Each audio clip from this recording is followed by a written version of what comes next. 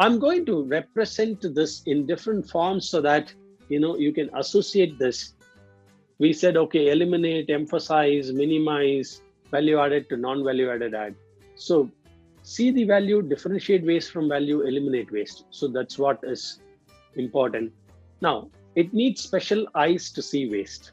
What do you see in this picture? Iceberg. Now, actually, in iceberg, what is the feature of an iceberg? What do you generally see in the iceberg? Only 1/7 is visible. You will find major things actually hidden inside. This happens in all the processes.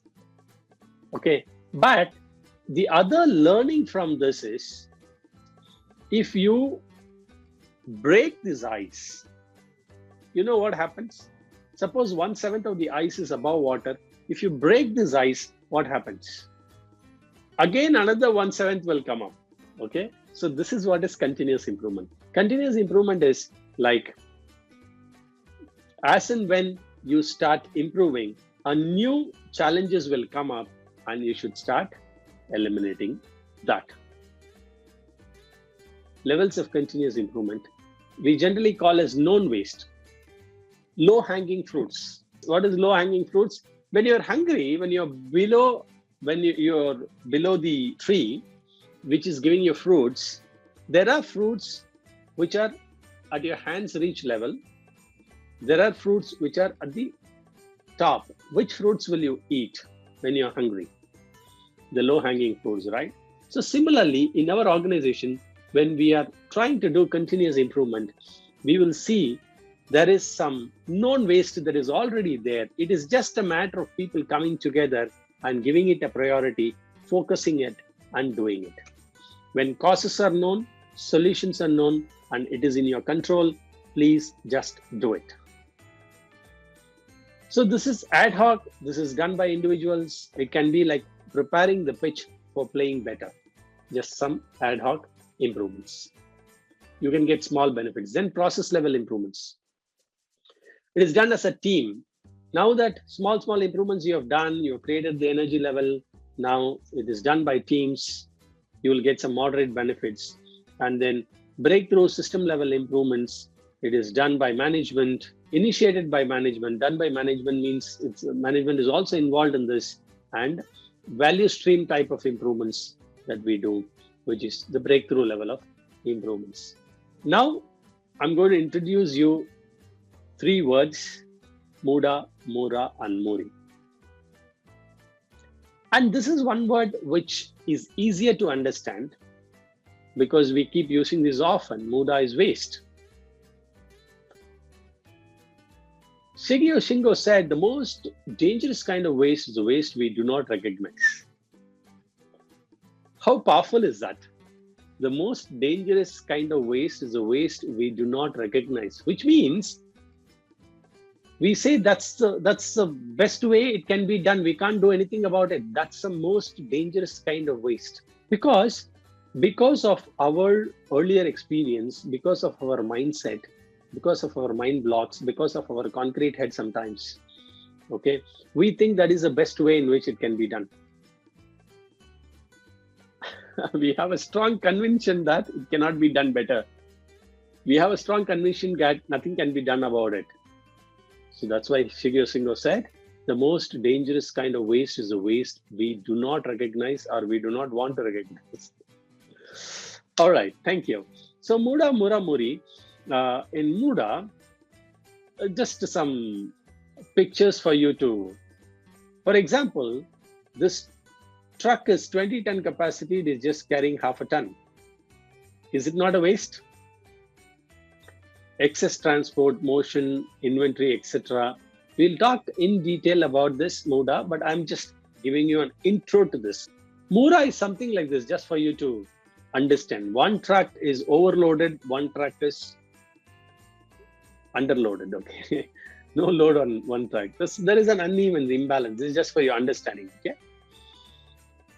And like there are a lot of variabilities in your yield, uptime, in people coming to work, in absenteeism. There are a lot of variation is there everywhere. Then Muri. Muri is something like overburden, like the trucks are overloaded, right?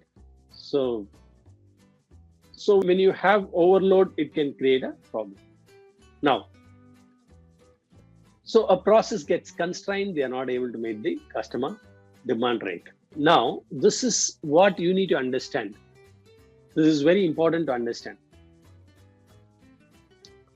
Muda will cause Mura, and Mura will lead to Muri. Let me repeat this. Waste will lead to instability. Instability will lead to strain. Now, let us understand this. Defect is a waste. Let's understand with simple examples, okay? A defect is a waste. Suppose the customer is standing in queue for samosas. Suddenly you find a defect.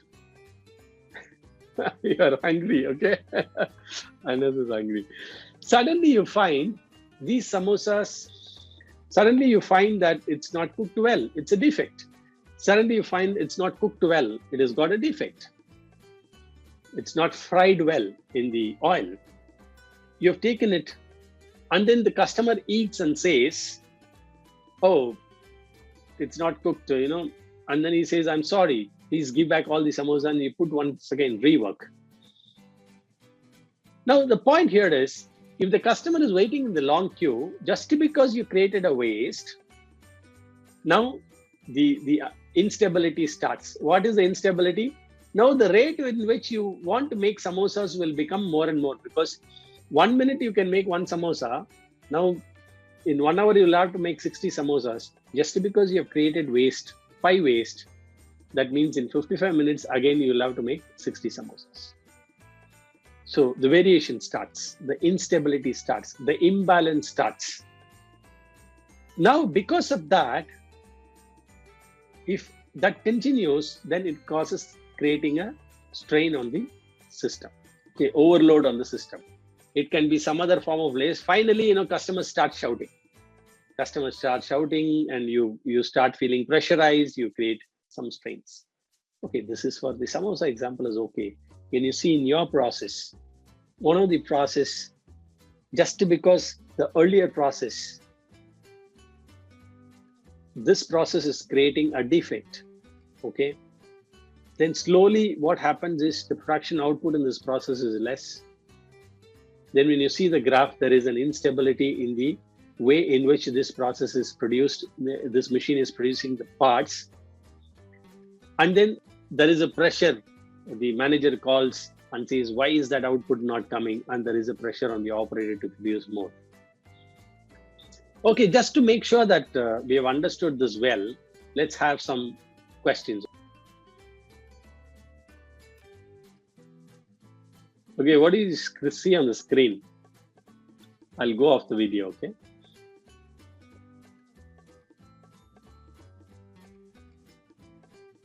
Okay, a ship, let's say truck or ship, okay, of 1,000 kgs, it's not tons, okay, 1,000 kgs is carrying only 200 kgs. So what is that we are seeing here? Muda. Okay, so we understand what is Muda. Muda is it's a waste, clear waste. Okay. So what do you see in this guy? I'm not putting the question, okay? An operator has been asked to urgently bring some trays. So he carries a lot of them to his best of his abilities. What do you see here? Muri. And Muri means overstrain. What do you see here in this truck? Variation, right? Imbalance. One side is loaded more than the other, right? Mura. A truck of 400 ton capacity is loaded with 300 ton on one half and 100 ton on the other. So we see variation, unevenness. Unevenness or overload. Two operators are moving heavy box and the weight is more on one side. Okay, this is the easiest one, okay? Easiest of the lot.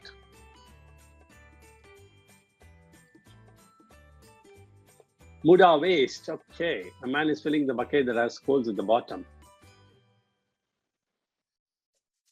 All right. Now we are back into the 8 waste. Okay, we will see the waste. The reason that we are introducing waste here is we introduce what is value, and we will do the value stream mapping, and we will also see waste so that we will be able to see the waste in the value stream map and try to see how do you do Kaizen, how do you do 5S, how do you do problem solving tools and techniques to really eliminate waste and reduce variations. Okay. I hope so far it is interesting. All of you are enjoying. So D for defects. Defects also, we call it as correction. We spend time in fixing the defects, including the defects that get thrown away and the time it takes to make the product correctly, right? So defect is definitely a waste. Overproduction is making more than necessary. See, if you see overproduction, it hinders the flow, right?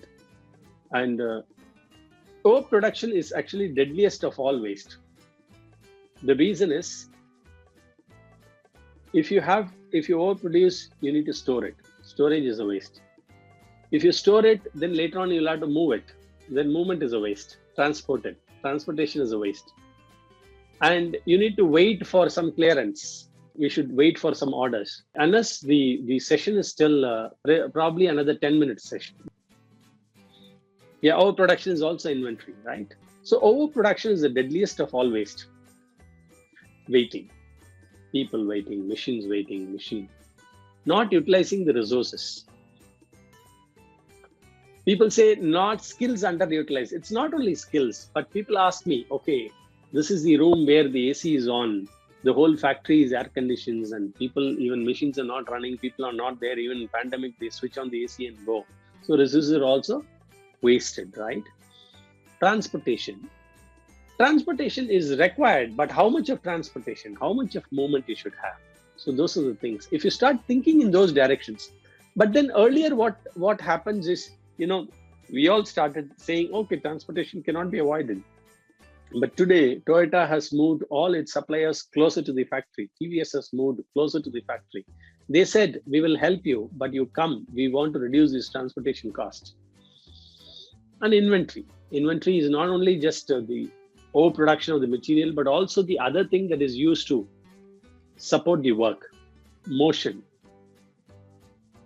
inefficient people movement, unnecessary people movement, and making it to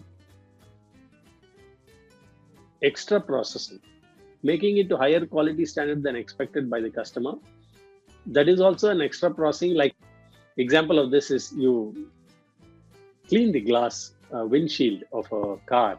It's already clean, but keep wiping it again and again, right?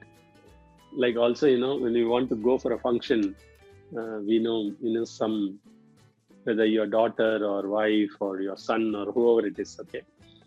They keep in front of mirror and keep on combing the hair or seeing the dress, So this is all extra processing.